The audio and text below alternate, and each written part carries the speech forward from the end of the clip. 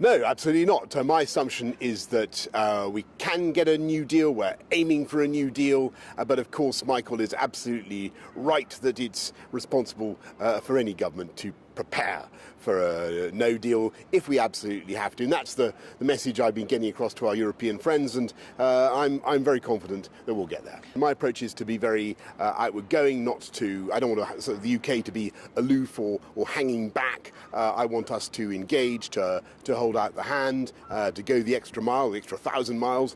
And what we want to do is to make it absolutely clear that the backstop is no good. It's dead. It's got to go. The withdrawal agreement is dead. It's got to go.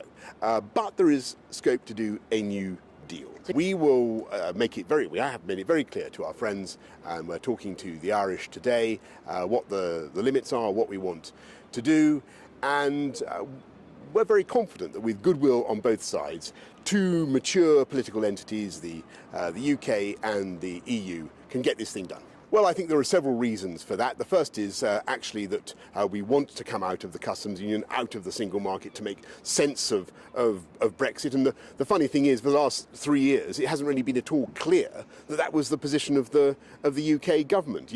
There's no point in coming out of the EU if you're going to end up being run by the EU. And that was the result of the backstop. So I think to a large extent,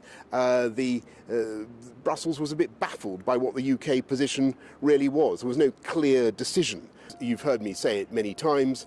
What we need to do is to build a new partnership with all the things that matter to us, sharing cooperation on defence, on security, on intelligence, cultural, scientific collaboration, everything that you would expect, and at the core of it all, a new free trade deal that allows us to take back control of our tariffs and our regulations and to do things differently where we want to. That's the essence of it.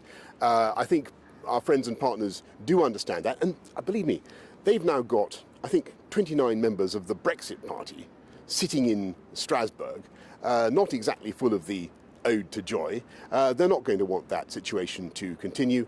There's big incentive on both sides to get this thing done, and we're going to come out, deal or no deal, on October the 31st.